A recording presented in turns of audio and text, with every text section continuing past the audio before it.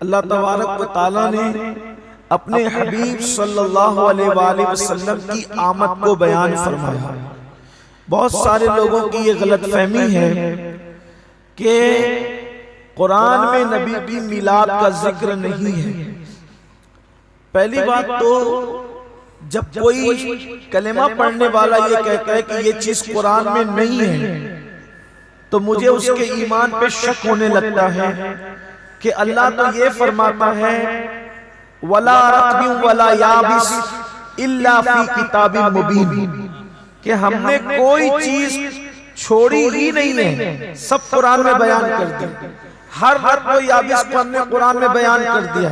پھر قرآن کہتے ہیں تِبْيَانًا لِكُلِّ شَيْءٍ، ہم نے ہر چیز کا بیان قرآن میں نازل کر دیا ہے۔ قرآن میں ہر چیز موجود ہے۔ اگر کوئی کہتا ہے کہ یہ قرآن میں نہیں یا یہ قرآن میں نہیں تو اس کا مطلب یہ ہے کہ یہ اس کا نیرا جہل ہے، یہ اس کی کم علمی ہے، یہ اعلی علمی ہے۔ اب اگر کوئی یہ بات کہے کہ حضور علیہ السلام کی میلاد کا ذکر قرآن میں موجود نہیں ہے تو اس کا مطلب یہ ہے یا تو اس کے پاس علم نہیں ہے یا پھر اس کے دل میں میلاد مصطفیٰ صلی اللہ علیہ وآلہ وسلم سے عداوت اور نفرت ہے۔ یہ کیسے ہو سکتا ہے کہ جب قرآن مقدس کے اندر اللہ نے ہر رطب و یابس کو بیان فرمایا، ہر چیز کا بیان فرمایا، تو محبوب کی میلاد کا ذکر کیوں نہ ہوگا؟ البتہ یہ ہے کہ ہمیں اسے دیکھنے کی ضرورت ہے۔ آپ سوچیں گے یہ کیسے ہو سکتا ہے کہ کوئی بندہ قرآن کا انکار کرے تو اس کو آسان زبان میں آپ یہ سمجھے دیکھیں کہ آپ دیکھتے ہیں کہ سمندر ہے، سمندر کو سب دیکھتے ہیں، لیکن کیا سمندر میں دیکھنے والا ایک بندہ جو سرسری نظر سے دیکھتا ہے وہ کہتا ہے کہ اس کے اندر پانی ہے؟ بچے کہیں گے پانی ہے، عام لوگ کہیں گے صرف پانی ہے۔ لیکن اگر کوئی بندہ اس میں تیراک ہو، غواص ہو، تو وہ بندے کو پتا ہوگا کہ اس کے اندر تو سیپ بھی ہے، اس کے اندر تو موتیاں بھی ہیں، اس کے اندر تو مچھلیاں بھی ہیں، اس کے اندر تو معدنیات بھی ہیں۔ جس کا علم جتنی گہرائی کا ہوگا وہ سمندر میں اتنا اندازہ کر سکے گا بلا تمثیل۔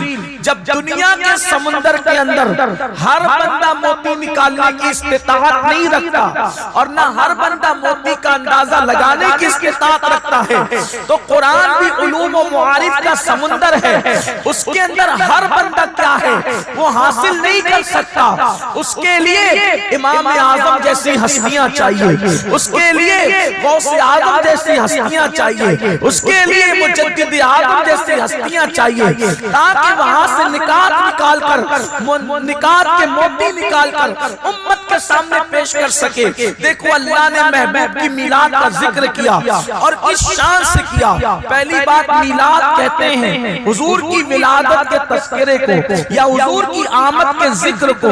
حضور دنیا میں کیسے تشریف لائے، حضور کی آمد کیسے ہوئی، ان واقعات کو بیان کر کے اسی کو میلاد کہتے ہیں۔ حصول برکت کا سبب ہے یہ۔ اللہ نے قرآن میں بیان فرمایا لَقَدْ جَاءَكُمْ رَسُولٌ، اللہ کی طرف سے تحقیق تمہارے پاس عزت والے رسول تشریف لائے۔ ہمارے علماء پڑھتے پڑھاتے ہیں تو وہ یہ بتاتے ہیں کہ یہ رسول کی جو تنوین ہے وہ عزت کا فائدہ دے رہی ہے۔ تو اب ترجمہ یہ ہوگا کہ تمہارے پاس عزت والے رسول تشریف لائے۔ آپ دیکھیں قرآن نبی کی آمد کا ذکر کس احترام کے اور کس عزت کے ساتھ کر رہا ہے۔ صرف رسول نہیں فرمایا بلکہ رسول فرمایا، تب یہ تنوین عزت کا فائدہ دیتے بتا رہی عزت والے رسول تشریف لائے۔ گویا کہ ہر رسول عزت والا ہے، لیکن قرآن جب سید الانبیاء کا ذکر کرتا ہے تو کس عزت اور تعظیم کے ساتھ کرتا ہے۔ اور ہمیں پیغام دیا جا رہا ہے کہ جب بھی تم میرے محبوب کا ذکر کرنا ہمیشہ عزت کے ساتھ کرنا، ہمیشہ تعظیم کے ساتھ کرنا، اس لیے کہ ان کی عزت کیا ہے، ان کی عزت کیا ہے۔ اہل سنت کے امام کہتے ہیں زہے عزت و اعتلاء محمد، زہے عزت و اعتلاء محمد، کہ ہے عرش حق زیر پائے محمد، کہ ہے عرش حق زیر پائے محمد۔ ان ہے کہ خدا کی رضا چاہتے ہیں تو عالم خدا چاہتا ہے رضا محمد۔ سبحان اللہ،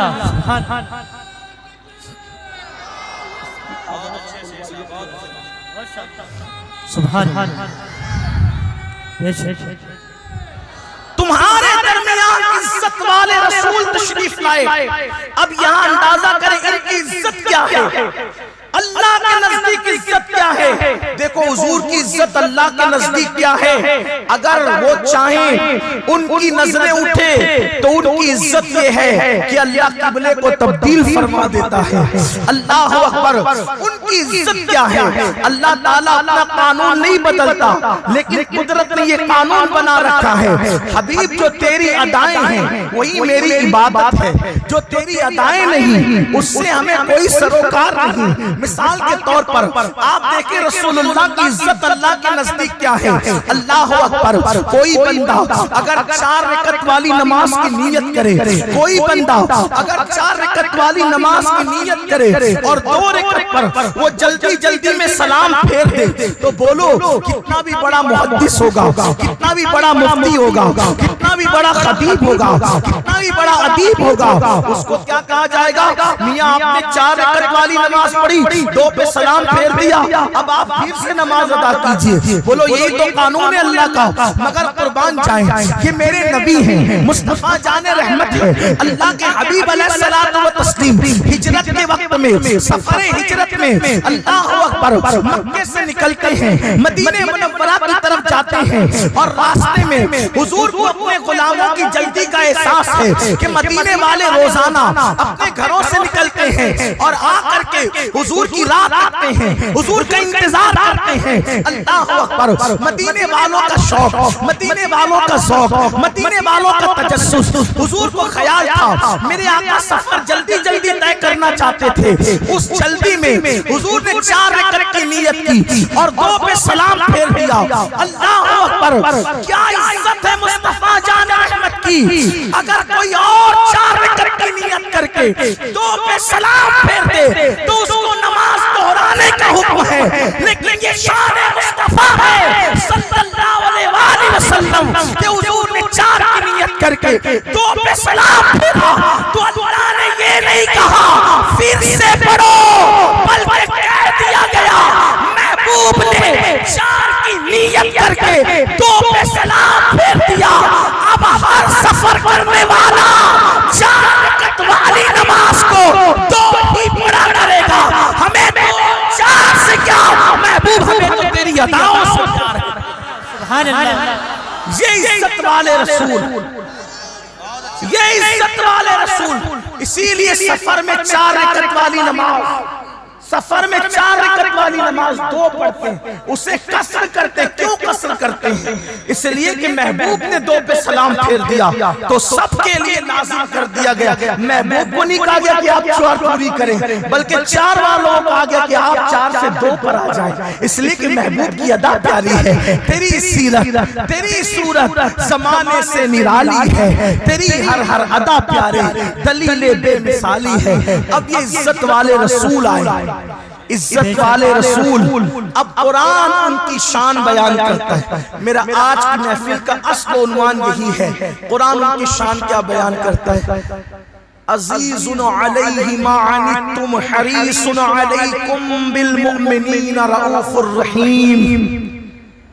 یہ جو عزت والے رسول ہیں ان کی صفت یہ ہے، ان کی شان یہ ہے کہ تمہارا مشقت میں پڑھنا، تمہارا تکلیف میں پڑھنا ان پر بڑا گراں گزرتا ہے۔ یعنی اللہ عز و جل اپنے محبوب کی شان اور ان کی صفت بیان فرما رہا ہے کہ اے میرے محبوب کے غلاموں، یہ جو عزت والے رسول تمہارے درمیان تشریف لائے ہیں ان کی شان کیا ہے کہ جب تمہیں کوئی تکلیف ہوتی ہے، جب تمہیں کوئی پریشانی ہوتی ہے تو تمہیں پریشانی میں دیکھ کر، تمہیں مشقت میں دیکھ کر یہ رسول بے چین ہو جاتے ہیں، یہ رسول بے قرار ہو جاتے ہیں۔ اور پھر فرمایا حریص علیکم، اور یہ تم پر اللہ کی نعمتوں کے بارے میں بہت زیادہ طلب کرنے والے ہیں۔ حریص ہیں، حریص، یہ اور زیادہ طلب کرتے ہیں۔ اللہ تمہیں جو نعمت دیتا ہے اس نعمت کو یہ مزید اور چاہتے ہیں۔ جب اللہ تمہیں نعمت دیتا ہے تو یہ نعمت کی اور بڑھوتری چاہتے ہیں۔ بالمومنین رؤوف الرحیم، اور یہ مومنوں پر کمال مہربان ہے۔ اب آئیے یہاں اصل عنوان کی شروعات ہوتی ہے۔ میرے آقا صلی اللہ علیہ وآلہ وسلم کے دیوانوں، آپ نے ہمارے جلسوں میں، میلاد کی محفلوں میں یہ بار بار سنا ہوگا کہ ہمیں حضور سے عشق کرنا چاہیے، ہمیں حضور علیہ السلام سے محبت کرنا چاہیے۔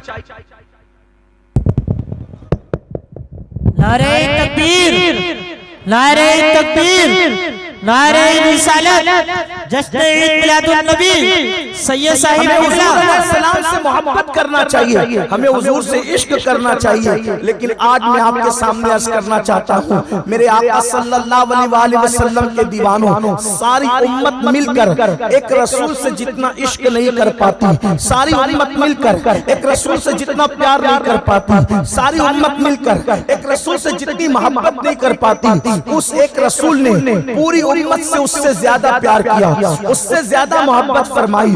ہمارے نبی کے دل میں ہماری محبت کتنی ہے، ہمارے نبی کے دل میں ہمارا پیار کتنا ہے۔ اللہ اکبر، ایک ماں اپنے بچے سے جتنا پیار نہیں کرتی اس سے زیادہ ہمارے آقا ہم سے محبت کرتے ہیں۔ ایک باپ اپنے بیٹے سے جتنی محبت نہیں کرتا اس سے زیادہ نبی ہم سے محبت کرتے ہیں۔ ہمارا اپنے نبی سے ایک رشتہ ہے، محب اور محبوب کا رشتہ، وہ ہم سے محبت کرتے ہیں، ہم ان سے محبت کرتے ہیں۔ لیکن ایک بات آپ سے کہنا چاہتا ہوں، کہیں کہیں ہم اس محبت میں کمزور پڑ جاتے ہیں، لیکن میرے آقا کمزور نہیں ہیں، وہ ہم سے پوری محبت کرتے ہیں اور محبت کا پورا حق ادا کرتے ہیں۔ اب تھوڑی دیر میرے سارے جوان بہت اپنی توجہ کے ساتھ آنے والی گفتگو کو سنیں کہ ہم سے انہوں نے کتنا پیار کیا، ہم سے انہوں نے کتنی محبت کی، اور اس محبت کے صلے میں ہم نے اپنے نبی کو دیا کیا ہے، اس محبت کے صلے میں ہم نے اپنے نبی کو دیا کیا ہے۔ دیکھو میری قوم کے جوانوں، یہاں اکثر تعداد میرے جوانوں کی ہے، اللہ اکبر، اللہ اللہ، یہاں سب جوان ہیں اور یقیناً سب کے دل میں حضور کی محبت ہے۔ ارے محبت ہے تبھی تو اپنا آرام چھوڑ کر، اپنے وقت کی قربانی دے کر دور و نزدیک سے اس محفل میں آئے ہیں۔ لیکن ایک احساس یہاں سے لے کر جاؤ، دیکھو ہم محبت کرتے ہیں لیکن محبت کے اصول سے ناواقف ہے۔ ہم حضور سے عشق کی بات کرتے ہیں لیکن اس عشق میں بھی حضور کا دل دکھاتے ہیں، حضور کے دل کو تکلیف پہنچاتے ہیں۔ لیکن آقا ہم سے کتنی محبت کرتے تھے، آؤ آپ کو بتاؤں۔ اللہ اکبر، اب ذرا دل کے کانوں سے سننا، جو روایت میں پڑھنے جا رہا ہوں اس کو علامہ جلال الدین رومی نے مثنوی شریف میں لکھا ہے، اور مثنوی کی یہ روایت کو میں اپنے الفاظ کے جامع میں پڑھنا چاہتا ہوں۔ میری بہنیں اگر موجود ہے میں ان کی بھی توجہ چاہتا ہوں، لیکن اس سے پہلے ایک بات آپ سے کہنا چاہتا ہوں، مسلمانوں ہم جو گناہ کرتے ہیں نا، گناہ، اس گناہ سے ہمیں کتنا فائدہ ہے، کتنا نقصان ہے، یہ اپنی جگہ جانے دیجئے۔ لیکن ایک بڑی بات کہنا چاہتا ہوں، سیدنا عمر ابن خطاب فاروق اعظم نے فرمایا کہ لوگ اگر چھوٹے سے چھوٹا گناہ بھی کریں، لوگ اگر چھوٹے سے چھوٹا گناہ بھی کریں تو اس کا نقصان سب سے بڑا یہ ہوتا ہے کہ اس سے رسول اللہ کا دل دکھتا ہے، اس سے نبی کے دل کو تکلیف پہنچتی ہے، اس سے حضور علیہ السلام کے دل کو دکھ پہنچتا ہے۔ اب یہ ذہن میں رکھ کر آنے والی گفتگو کو سنیں۔ عارف رومی لکھتے ہیں اللہ اکبر کہ میرے آقا اپنی امت سے پیار کتنا کرتے تھے، اپنی امت سے محبت کتنی کرتے تھے کہ حضور کی تمنا تھی کہ میرا کوئی امتی جہنم میں نہ جائے بلکہ میرا ہر امتی جنت میں جائے۔ حضور کو ایک تڑپ تھی، ایک محنت تھی، ایک جستجو تھی، ایک تمنا تھی کہ میرا کوئی بھی امتی جہنم میں نہ جائے۔ آؤ عارف رومی کی روایت پڑھنے سے پہلے ایک حدیث آپ کے سامنے پیش کروں۔ حضور کو کتنی اتنی تڑپ تھی. ایک مرتبہ ایک یہودی کا جنازہ جا رہا ہے. اللہ کے حبیب علیہ الصلوۃ والتسلیم نے ایک یہودی کا جنازہ دیکھا اور یہودی کا جنازہ دیکھا تو پوچھا یہ کس کا جنازہ ہے؟ صحابہ نے عرض کیا یا رسول اللہ صلی اللہ علیہ وآلہ وسلم ہمارے ماں باپ آپ پہ قربان، یہ ایک یہودی کا جنازہ ہے. یہودی کا جنازہ دیکھ کر حضور کی آنکھوں میں آنسو آ گئے، مصباح پہ ستارے جھلملانے لگے اور ٹپ ٹپ حضور کے رخسار پہ آنسو بہنے لگے. صحابہ کرام نے پوچھا یا رسول اللہ صلی اللہ علیہ وآلہ وسلم ہمارے ماں باپ آپ پہ قربان، یہ ایک یہودی کا جنازہ ہے، یہ دیکھ کر رونے کی وجہ کیا ہے؟ تو میرے آقا مصطفیٰ کریم رؤوف الرحیم صلی اللہ علیہ وآلہ وسلم فرماتے ہیں اے میرے صحابہ یہ یہودی کا جنازہ ہے، اسی لیے تو میں رو رہا ہوں کہ اس یہودی تک میرا پیغام نہ پہنچ سکا، اس یہودی تک میرا پیغام نہ پہنچ سکا. یہ دنیا سے جا رہا ہے تو جہنمی بن کر کے جا رہا ہے، کاش اس تک میرا پیغام پہنچ جاتا، اس تک کلمے کا پیغام پہنچتا اور یہ دنیا سے جاتا تو کافر ہو کر نہیں، جہنمی ہو کر نہیں بلکہ مومن ہو کر جاتا، کلمہ پڑھ کے جاتا تو جنتی ہو کر جاتا. اس لیے رو رہا ہوں. گویا حضور کی طرف ہے کوئی بھی جہنم میں نہ جائے، سب جنت میں جائے. حضور سب کو جنتی دیکھنا چاہتے ہیں. اللہ اکبر. اسی لیے تو میرے امام کہتے ہیں اپنی بنی ہم آپ بگاڑے، اپنی بنی ہم آپ بگاڑے کون بنائے بناتے یہ ہیں، اپنی بنی ہم آپ بگاڑے کون بنائے بناتے یہ ہیں، لاکھوں بنائے کروڑوں دشمن کون بچائے بچاتے یہ ہیں. عارف رومی کہتے ہیں ایک مرتبہ مصطفیٰ جان رحمت صلی اللہ علیہ وآلہ وسلم کی بارگاہ میں جبریل امین حاضر ہوئے. اپنے اپنے الفاظ کے جامع میں بطور مفہوم پیش کرنے لگا ہوں. میرے آقا کی بارگاہ میں جبریل امین آتے ہیں اور آنے کے بعد عرض کرتے ہیں اللہ کے رسول اللہ آپ کو سلام کہتا ہے، میرا بھی سلام قبول فرمائے. میرے آقا نے نگاہ اٹھا کر جبریل امین کو دیکھا تو جبریل کو دیکھ کر آقا نے سلام قبول کیا اور اس کے بعد ایک سوال کیا اے جبریل بتاؤ، اے جبریل بتاؤ آج تمہارے لبوں پر ویسی مسکراہٹ تو نہیں، ویسے تبسم تو نہیں جیسے تبسم اور مسکراہٹ روزانہ تمہارے چہرے پہ رہتی ہے. جب تم میرے پاس آتے ہو تو تم بہت مسکراتے ہو، تم بہت خوش رہتے ہو. آج تمہارے چہرے پہ خوشی کیوں نہیں ہے؟ آج تمہارے چہرے پہ تبسم کیوں نہیں ہے؟ آج تمہارے چہرے پہ مسکراہٹ کیوں نہیں ہے؟ تو جبریل امین عرض کرتے ہیں یا رسول اللہ صلی اللہ علیہ وآلہ وسلم آج آپ کا جبریل کیسے مسکرائے گا؟ آج جبریل خوشی کا اظہار کیسے کرے گا؟ یا رسول اللہ جب آج میں سدرہ سے چلا اور آپ کی بارگاہ میں حاضری دینے کے لیے نکلا تو میرے اللہ نے مجھ سے کہا کہ جبریل جاؤ محبوب کی بارگاہ میں حاضری دینے سے پہلے آپ ذرا جہنم کو دیکھ لینا اور جہنم کا مشاہدہ کر لینا، یعنی ذرا جہنم میں جھانک لینا. یا رسول اللہ میں جہنم کو آج دیکھ کر آیا ہوں، میں جہنم میں جھانک کر آیا ہوں، میں جہنم کا مشاہدہ کر کے آیا ہوں.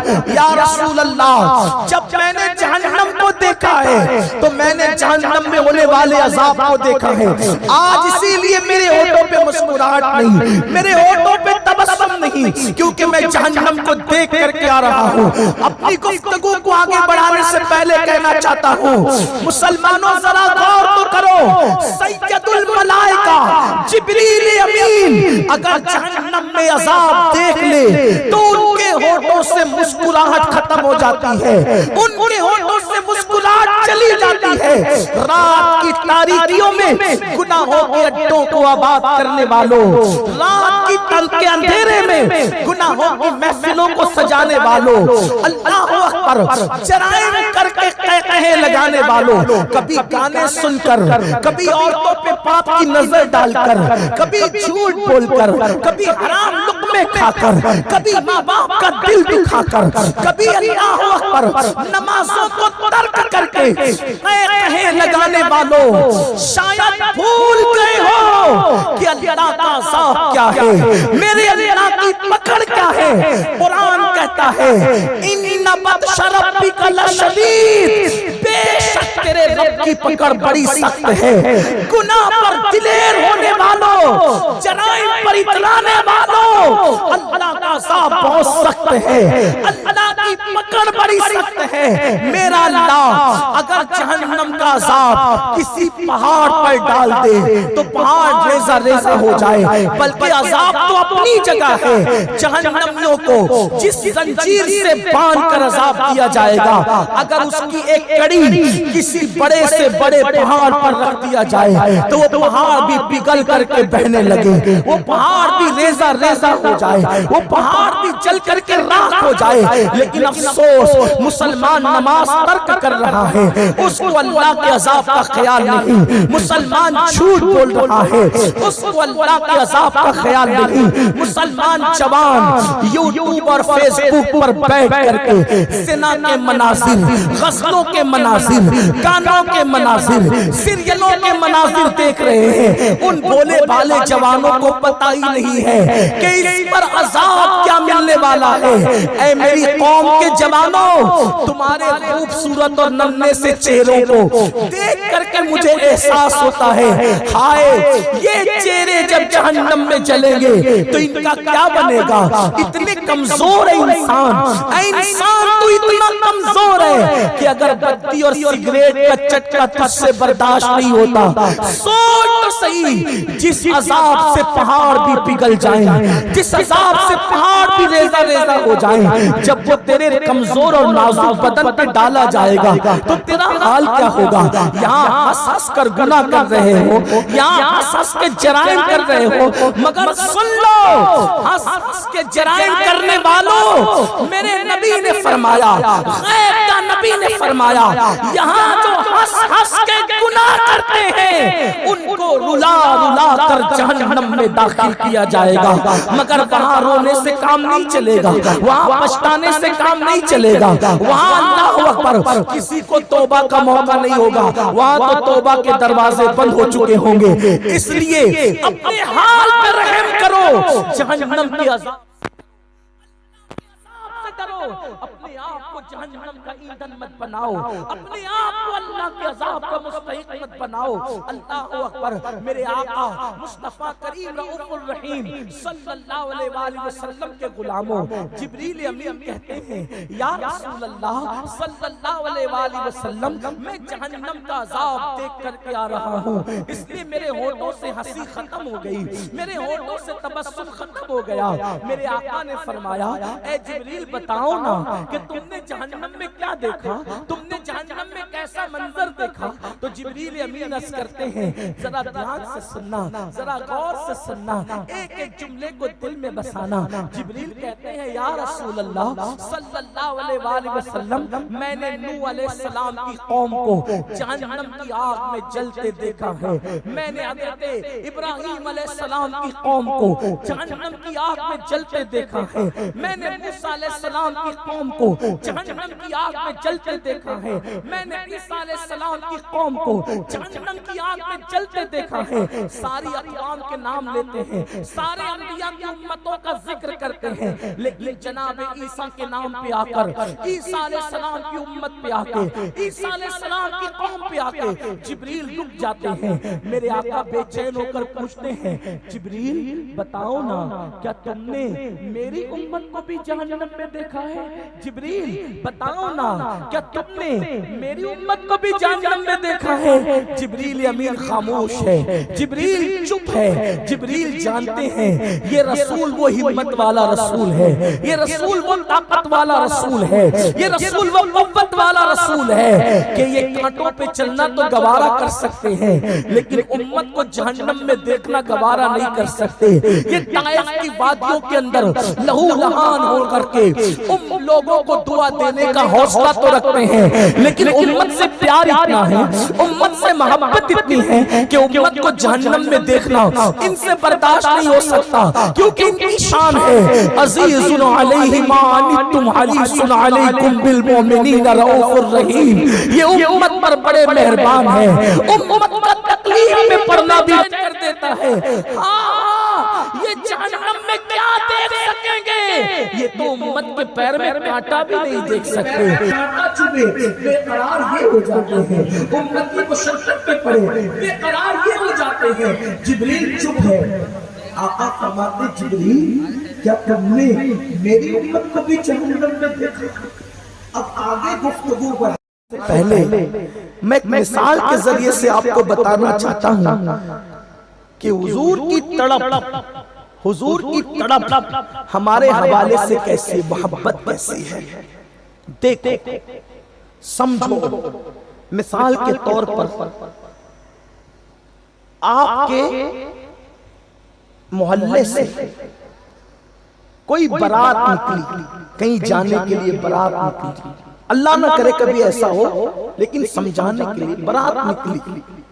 نوجوان سارے محلے کے کاروں میں بیٹھ کر روانہ ہوئے. سارے لوگ بارات میں چلے گئے. ایسے میں ایک شخص آیا دوڑتے دوڑتے. بارات میں جن عورتوں کا بچہ گیا تھا، بچے گئے تھے، جن عورتوں کے بچے گئے تھے، ان عورتوں میں سے ایک عورت کی ملاقات اس شخص سے ہوتی ہے جو بھاگتے بھاگتے آ رہا تھا. اس نے پوچھا بھائی جان کیا بات ہے، آپ بارات میں نہیں گئے؟ اس نے کہا بھابی میں بارات میں گیا تھا لیکن کیا حادثہ ہوا؟ تو کیا ہوا؟ کہ اپنا ہائی وے نہ ہائی وے اس سے گاڑی ٹکرا گئی. جس میں دولہا بیٹھا تھا وہی گاڑی ٹکرا گئی. اب اسی گاڑی میں اس عورت کا بچہ بھی بیٹھا تھا جو ملی تھی. تو اب وہ نوجوان وہ شخص آنے والا جس نے منظر دیکھا ہے وہ آ کر کہتا ہے بے کیا بتاؤ بھابی جان، وہ فلاں بھائی ہے نا، ان کے بچے کا تو پیر ٹوٹ گیا. یہ کیا کہے گے؟ ارے دوسروں کو چھوڑ، پہلے یہ بتا میرے بچے کا کیا ہے. وہ سب کے بچوں کو آج سننا نہیں چاہے گی کیونکہ اس کار میں اس کا بچہ بھی تھا. وہ اس کی دھڑکن تھی کہ میرے بچے کا کیا، وہ جو فلاں بھائی ہے اس کا بچہ تو جگہ پر ایکسپائر ہو گیا. پھر اس کی دل کی ممتا تڑپے کہ میرے بچے کا کیا. ارے سب کا چھوڑ، میرے بچے کا بتا. وہ کہے کہ میرا بچہ کیا، میرے بچے کا بتا، میرے بچے کا بتا، میرے بچے کا بتا. تو ایک ماں کی ممتا جو اپنے بچے کے لیے تڑپے گی، اس سے زیادہ رسول کی محبت والا دل تڑپ رہا تھا. جبریل تم نے سب کا ذکر تو کیا، سب کی امتوں کا ذکر تو کیا، میری امت کو بھی تم نے دیکھا. جبریل کی لبوں میں ہمت نہیں کہ میں یہ کہہ دوں کہ آپ کی امت کو بھی میں نے جہنم میں دیکھا، کیونکہ جبریل جانتے ہیں کہ اگر یہ سن لیں گے تو تڑپ جائیں گے، برداشت نہیں کر سکیں گے، بے چین ہو جائیں گے، بے قرار ہو جائیں گے. اور ایسا ہی ہوا جب میرے آقا نے پوچھا جبریل بتاؤ نا کیا تم نے میری امت کو بھی جہنم میں دیکھا؟ جبریل کہتے ہیں ہاں یا رسول اللہ، آج تو میں نے آپ کی امت کو بھی جہنم میں جلتے دیکھا. بس اتنا سننا تھا، اتنا سننا تھا. آنکھوں میں آنسو، چہرے پہ بہنے لگی، داڑھی بھیگنے لگی، آنکھیں تر ہو گئی. جبریل کو بھی بھول گئے، سب کو بھول گئے. ایک ہی نغمہ، رب حبلی امتی، رب حبلی امتی، رب حبلی امتی. اے اللہ میری امت کو بخش دے، ان کا معاملہ میرے حوالے کر دے. اللہ میری امت کو بخش دے، ان کا معاملہ میرے حوالے کر دے. رو رہے ہیں، رو رہے ہیں، کوئی جواب اللہ کی طرف سے نہیں آتا. وہ رو رہے ہیں. آپ سے پوچھنا چاہتا ہوں میری قوم کے جوانوں، رات کے وقت میں ایئر فون لگا کر کے گھنٹوں گانے سننے والوں، سوچو کیا کبھی ہماری ماں بھی ہماری مغفرت کے لیے اتنا روئی ہے؟ فلموں میں زنا کے مناظر دیکھنے والوں، کیا ہمارا باپ بھی ہماری مغفرت کے لیے اتنا رویا ہے؟ کیا کبھی ہم خود بھی اپنی مغفرت کے لیے اتنا روئے جتنا وہ روئے؟ سید المعصومین ہو کر، سید المعصومین تمام معصوموں کے سردار ہو کر اپنی جان کے لیے نہیں رویا، اپنی جان کے لیے نہیں روئے، روئے تو ہم گنہگاروں کے لیے. اسی کو امام کہتے ہیں مصطفیٰ خیر الورا ہو، سرور ہر دو سرا ہو، اپنے اچھوں کا تصدق ہم بدوں کو بھی نبھاؤ. بد ہنسے اور تم ان کی خاطر، ہم بد ہنسے اور تم ان کی خاطر رات بھر رو کرا ہو. جو پوری رات رویا، ایک رات کی زندگی کی ہر رات رویا. زندگی میں صرف نہیں بلکہ بوقت ولادت بھی رویا. بوقت ولادت نہیں، بوقت وصال بھی. جب قبر انور میں ان کو رکھا گیا، قبر انور میں اپنی فکر نہیں تھی، امت کی فکر تھی. اس وقت بھی زبان پر جاری تھا رب اپنی امتی، رب اپنی امتی. یہ حضور ہم سے محبت کرتے ہیں. ہماری ماں ہماری بخشش کی اتنی فکر نہیں کرتی، ہمارا باپ ہماری بخشش کی اتنی فکر نہیں کرتا جتنا ہمارے رسول کرتے ہیں. لیکن مسلمانوں، ہم کیسے ناہنجار، ہم کیسے بے وفا، ہم کس طریقے سے نبی کو بھول جانے والے. وہ ہمارے لیے روتے رہے اور ہم گناہ کر کر کے ان کا دل دکھاتے رہے، گناہ کر کر کے ان کے دل کو تکلیف پہنچاتے رہے. اے میری قوم کے جوانوں، ہندوستان میں انقلاب ابھی آ جائے، اسی وقت آئے. صرف بات اتنی ہے کہ ہمارا جوان سدھر جائے. اگر تم زنا کے اڈے پہ جانا چھوڑ دو تو پوری دنیا میں انقلاب آ جائے گا.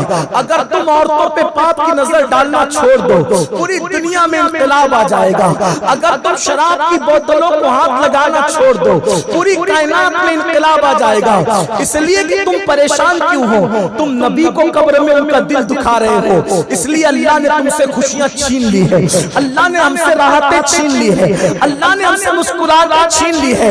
اے میری قوم کے جوانوں، عشق رسول کا دعویٰ تو سب کو ہے، لیکن کوئی میرے نبی سے عشق تو کرے، کوئی ان کا خیال تو کرے. بہرحال عرض یہ کر رہا تھا، حضور عرض کر رہے ہیں رب حبلی امتی، رب اپنی امتی. کوئی جواب نہیں آتا تو حضور اپنا گھر چھوڑ دیتے ہیں. ذرا توجہ کرنا، اپنی امت کے لیے اپنا گھر چھوڑ دیا، جبریل کو بھی جو ہے وہ چھوڑ دیا، اپنے آپ کو بھی گویا کہ حضور نے نظر انداز فرما دیا. ایک ہی فکر امت کی، میری امت کو جہنم میں دیکھا گیا، میں ان کو جہنم سے کیسے نکالوں، ان کی بخشش کیسے کراؤں. تو اللہ سے دعا کرتے ہیں رب اپنی امتی، رب اپنی امتی. گھر سے نکلتے ہیں اور دور مدینہ منورہ کے ایک جنگل میں جاتے ہیں. اس جنگل میں ایک غار تھا، غار، اس غار کے اندر داخل ہو جاتے ہیں. غار میں جانے کے بعد اپنی پیشانی کو زمین پہ رکھتے ہیں اور رب اپنی امتی، رب اپنی امتی، رب اپنی امتی ایک ہی فریاد کرتے ہیں. کوئی جواب نہیں آتا. مسلمانوں، عارف رومی علامہ جلال الدین رومی لکھتے ہیں، جس کا مفہوم میں آپ کے سامنے پیش کر رہا ہوں. اللہ اکبر. عارف رومی لکھتے ہیں ایک دن گزرا، 2 دن گزرا، 3 دن گزرے، اللہ کے رسول روتے رہے، امت کے لیے دعا کرتے، امت کی بخشش کے لیے دعا کرتے رہے. اس حدیث پر محدثین نے جرح بھی کی ہے، لیکن میں اس جرح سے قطع نظر کرتے ہوئے صرف امت کے اصلاح کے لیے جو عارف رومی نے لکھا ہے اس کو میں عرض کر رہا ہوں. اللہ اکبر. حضور 3 دن ہو گئے، آنسو بہا رہے ہیں، رو رہے ہیں، امت کے لیے دعا کر رہے ہیں. ادھر مدینہ منورہ میں کوہرام بپا ہے. مدینے کے چھوٹے چھوٹے بچے اپنی ماؤں سے پوچھتے ہیں امی حضور کہاں ہیں، آقا کہاں ہیں. صحابہ ایک دوسرے سے پوچھتے ہیں حضور کہاں ہیں، آقا کہاں ہیں. اس لیے کہ ان کو ڈر تھا عیسیٰ علیہ السلام کو آسمان پر اٹھا لیا گیا تو کہیں ایسا تو نہیں ہم سے کوئی ناقدری ہو گئی ہو اور حضور کو آسمانوں پہ اٹھا لیا گیا ہو. اس لیے صحابہ ایک دوسرے سے پوچھتے ہیں. صحابہ ہماری طرح زبانی دعوے دار نہیں تھے، وہ سچے عاشق رسول تھے، وہ سچے عاشق رسول تھے. اللہ اکبر. ان کو بھوک لگتی، وہ میرے آقا کا چہرہ دیکھ لیتے، ان کی بھوک ختم ہو جاتی. ان کو پیاس لگتی، وہ ساقی کوثر کا چہرہ دیکھ لیتے، ان کی پیاس مٹ جاتی. ان کو کوئی مشکل آتی، مشکل کشا کا چہرہ دیکھ لیتے، ان کی مشکلیں ختم ہو جاتی. میرے امام تو یہاں تک فرماتے ہیں ان کے نثار کوئی کیسے ہی رنج میں ہو، جب یاد آ گئے ہیں سب غم بھلا دیے ہیں. ارے جب وہ یاد آتے ہیں تو انسان غموں کو بھول جاتا ہے، جب وہ سامنے آتے ہوں گے تو غموں کی حیثیت کیا رہ جاتی ہوگی. مگر اللہ اکبر. صحابہ ایک دوسرے سے پوچھتے ہیں، تڑپتے بلکتے ہیں حضور کہاں گئے، حضور کہاں گئے. مدینہ منورہ کے ننھے ننھے بچے ماؤں سے پوچھتے ہیں حضور کہاں گئے، حضور کہاں گئے. بالآخر صحابہ کرام نے مشورہ کیا چلو حضور کو ڈھونڈتے ہیں، حضور کو تلاش کرتے ہیں. اللہ اکبر. 3 دن کے بعد چند صحابہ جنگل کی طرف نکلے اور جب جنگل کی طرف نکلے تو کیا دیکھا؟ جنگل کے اندر پورا جنگل سوگوار ہے، پورا جنگل غموں کے ماحول میں ڈوبا ہوا ہے۔ ایک چرواہا اپنی بکریوں کو لے کر کے کھڑا ہے، بکریاں اس کے ارد گرد موجود ہیں اور وہ بکریاں گویا کہ رو رہی ہے۔ جانور رویا نہیں کرتے، جانور غمگین نہیں ہوا کرتے۔ عام طور پہ جانوروں کو غمگین نہیں دیکھا جاتا۔ جانور اس لیے ہوتے ہیں، انہیں خوشی اور غم سے کیا لینا، انہیں کسی کی موت اور حیات سے کیا لینا۔ لیکن اللہ اکبر، جانور کو کسی کا احساس ہو یا نہ ہو، لیکن جانوروں کو میرے نبی کی خوشیوں کا اور میرے نبی کے غموں کا احساس ہے۔ اللہ اکبر، وہ بکریاں خاموش کھڑی ہے، ایسا لگتا ہے رو رہی ہے۔ صحابہ گئے اور جا کر کے پوچھا، اے چرواہے، کیا تو نے کالی کالی زلفوں والوں کو، کیا تو نے میرے آقا نرگسی آنکھوں والوں کو تو نے دیکھا ہے؟ خوبصورت رخسار والوں کو تو نے دیکھا ہے؟ اے چرواہے بتا، کیا ہمارے آقا تجھے نظر آئے؟ چرواہا کہتا ہے، تمہارا آقا کون ہے میں نہیں جانتا، نرگسی آنکھوں والا محبوب کون ہے میں نہیں جانتا، کھلتے ہوئے رخسار والا کون ہے میں نہیں جانتا، کالی کالی زلفوں والا کون ہے میں نہیں جانتا۔ میں تو بس اتنا جانتا ہوں، وہ سامنے کا جو غار ہے، اس غار سے 3 دن سے رونے کی ایسی دردناک آواز آ رہی ہے، اس غار سے 3 دن سے رونے کی ایسی دردناک آواز آ رہی ہے کہ اس آواز کو سن کر میری بکریوں نے چارہ چرنا چھوڑ دیا ہے، میری بکریوں نے چارہ کھانا چھوڑ دیا ہے۔ جب وہ رونے کی آواز بلند ہوتی ہے تو الفاظ یوں ترتیب پاتے ہیں، رب حبلی امتی، رب حبلی امتی، رب حبلی امتی۔ صحابہ سمجھ گئے، امت کی فکر میں، امت کے غم میں اگر کوئی رونے والی ذات اس وقت روئے زمین پہ موجود ہے تو آمینہ کے لال کے سوا کوئی نہیں ہے۔ صحابہ کرام اس غار کی طرف گئے اور جب غار کی طرف پہنچے تو کیا دیکھا؟ حضور نے اپنی پیشانی کو سجدے میں رکھے ہوئے ہیں اور حضور کی آنکھوں سے آنسو جاری ہے اور روتے ہوئے کہتے ہیں، رب حبلی امتی، رب حبلی امتی۔ آنسو اتنے بہ رہے ہیں کہ آنسو نبی کی داڑھی سے ٹپکتے ہیں اور چونکہ وہ پتھریلی زمین تھی، پتھریلی زمین پہ پڑتے ہیں اور بہتے ہیں، ایسا لگتا ہے جیسے آنسوؤں کی نہر جاری ہو گئی۔ آنسو اتنے بہے، ایسا لگا کہ جیسے نہر جاری ہو گئی۔ اس کی عکاسی کر کر میرے امام نے کہا، اللہ کیا جہنم اب بھی نہ سرد ہوگا، اللہ کیا جہنم اب بھی نہ سرد ہوگا۔ رو رو کے مصطفیٰ نے دریا بہا دیے ہیں، رو رو کے مصطفیٰ نے دریا بہا دیے ہیں۔ حضور کے آنسو اتنے بہ رہے تھے اور حضور دعا کر رہے تھے، رب حبلی امتی، رب حبلی امتی۔ صحابہ تڑپ گئے، صحابہ بلک گئے، صحابہ بے چین ہو گئے اور عرض کرنے لگے، یا رسول اللہ آپ اپنے آپ پر بھی تو رحم فرمائیں، حضور اپنا بھی تو خیال فرمائیں۔ حضور اللہ آپ کی امت پر رحم کرے گا اور بخش دے گا، آپ اپنی جان کو ہلاکت میں نہ ڈالیں۔ حضور سجدے سے سر اٹھائیں، لیکن میرے آقا نے کسی کی نہ سنی۔ حضور اپنے سر کو سجدے میں رکھے ہوئے ہیں اور رو رہے ہیں، آنسو بہا رہے ہیں۔ اب میں آپ سے پوچھنا چاہتا ہوں، اپنی گفتگو کو اختتام کی طرف لے جانے سے پہلے میں آپ سے پوچھنا چاہتا ہوں، جو رسول ہمارے لیے اتنا روئے، ہمارے لیے اتنے آنسو بہائے، اس رسول کا کیا یہی حق تھا؟ اس رسول کا کیا یہی حق تھا کہ جو ہماری مغفرت کے لیے اتنے آنسو بہائے، اتنا روئے، اتنا گڑ گڑائے؟ کیا ہم قبر انور میں اس نبی کا دل دکھائیں؟ کیا یہی حق تھا؟ ہم نے کیا صلہ دیا اس رونے پر؟ ہم صلہ بھی کیا دے سکتے تھے، ہماری تو کوئی حیثیت ہی نہ تھی، لیکن کم سے کم اتنا تو کرتے کہ وہ ہمارے لیے مغفرت کی دعائیں کریں، ہم ان کے ساتھ وفا کریں۔ حیرت ہے جو جہنم سے بچانے کے لیے رات بھر 3 راتیں پوری زندگی کی راتیں روتا رہا۔ ہم نے ان کی سنتوں پہ عمل کرنے کی بجائے ہم نے پیار کس سے کیا؟ ہیرو سے کیا، فلم کے اداکار سے کیا۔ سچ کہنا ایمان والوں اپنے دل جو ہماری ماؤں سے زیادہ ہم سے پیار کرے، جو ہمارے باپ سے زیادہ ہم سے پیار کرے. موبائل کے اسکرین پر فوٹو کس کی لگی ہے؟ ہی پکچر کے ہیرو. آپ کے موبائل کے اندر رنگ ٹون کیا ہے؟ میوزک، گانا. سوچو، ہنسنے کی بات نہیں ہے، سوچو، تھوڑا دل پر ہاتھ رکھ کر سوچو. قیامت کے دن جس سے شفاعت کی بھیک لینا ہے، قبر میں جو ہمیں بچانے کے لیے آئیں گے، قبر میں جو مشکل کشائی کے لیے آئیں گے، جو اندھیری قبر کو منور کرنے کے لیے آئیں گے، جو اندھیری قبر میں نور کے چشمے لہرانے کے لیے آئیں گے، جو اندھیری قبر میں نور کے دریا بہانے کے لیے آئیں گے، اس رسول کو چھوڑ کر آپ نے بال کٹائے تو ہیرو کے طریقے پر، آپ نے لباس پہنا تو ہیرو کے طریقے پر، آپ کے گھر کے اندر زندگی گزر رہی ہے ہیرو کے طریقے پر. حد تو یہ ہے، ہمیں افسوس ہوتا ہے کل اگر غربت اور غریبی کی وجہ سے کسی کی پینٹ پھٹ جاتی تھی تو وہ اپنی پینٹ کو چھپاتا تھا، کوئی میری پھٹی ہوئی پینٹ نہ دیکھ لے.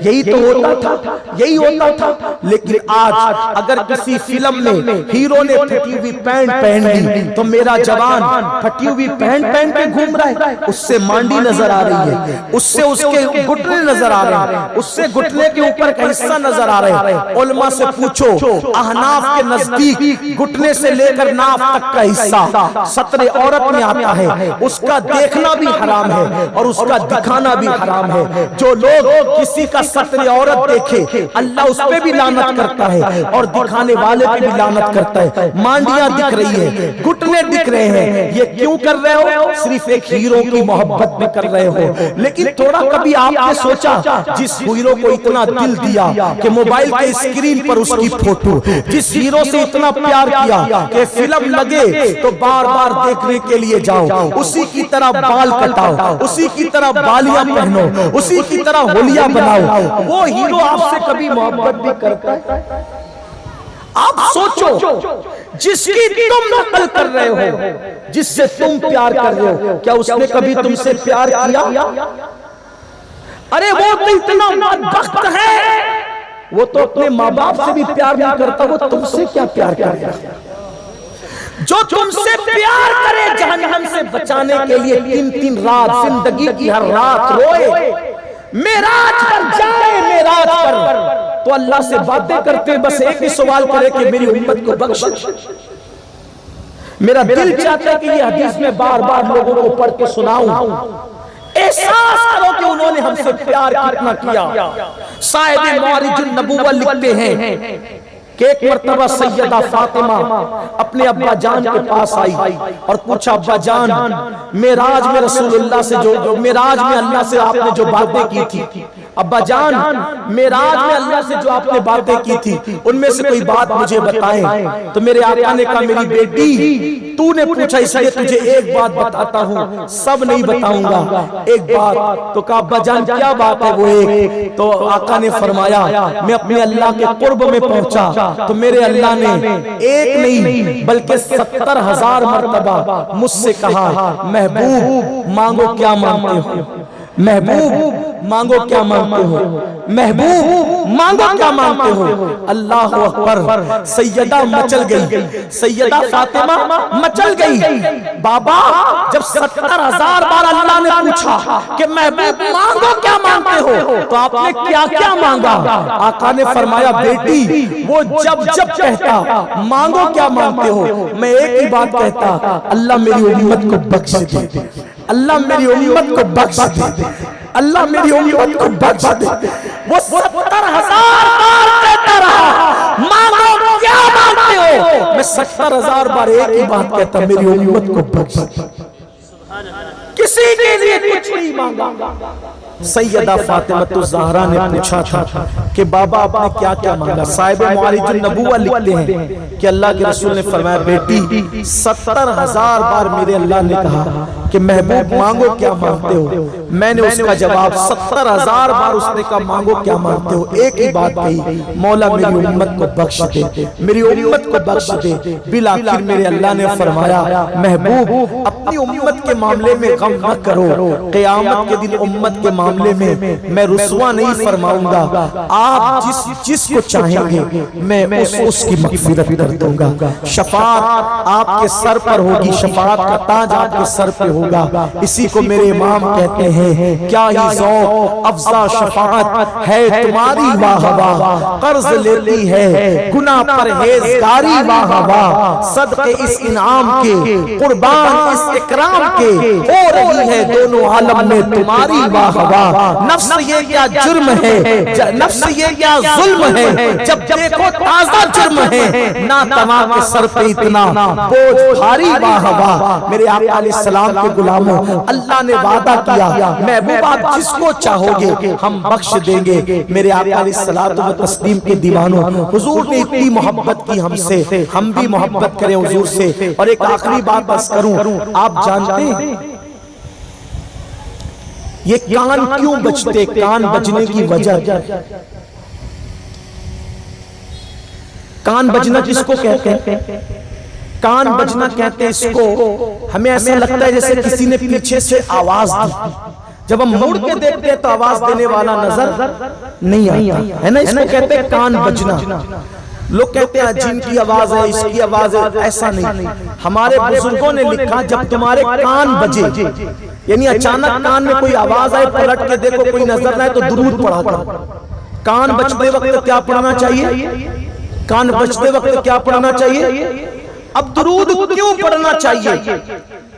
اس سے امام اہل سنت اعلیٰ حضرت نے پردہ اٹھایا کہ جب کان بجے تو درود کیوں پڑھو، کان بجتے وقت درود کیوں پڑھو؟ امام اہل سنت لکھتے ہیں دراصل بات یہ ہے کہ جب رسول اللہ کو قبر انور میں رکھا جا رہا تھا تو حضور کے ہونٹ ہل رہے تھے، کان لگا کر کے سنا گیا تو آواز آ رہی تھی رب ابی امتی رب ابی امتی، اور حضور علیہ السلام فرماتے ہیں جب میں قیامت کے دن اٹھوں گا تو بھی میری زبان پہ ہوگا رب ابی امتی، تو قبر میں رکھتے وقت بھی رب ابی امتی، اٹھتے وقت بھی رب ابی امتی، تو ابھی بھی حضور جو قبر میں موجود ہے تو حضور کی زبان پہ ابھی بھی جاری ہے رب ابی امتی رب ابی امتی، ابھی بھی حضور امتی امتی کہہ رہے ہیں۔ اللہ جب کسی پہ کرم کرتا ہے تو وہ قبر انور میں جو حضور کہہ رہے ہیں رب ابی امتی، میرا اللہ کسی امتی کو سنا دیتا ہے تو ہمیں ایسا لگتا ہے کہ کان بج رہے ہیں، وہ کان نہیں بج رہے، قبر انور کی آواز میرے کان میں آ جاتی ہے، تو جب نبی کی آواز کان میں آ جائے تو اس وقت حضور پہ درود ہی پڑھنا چاہیے۔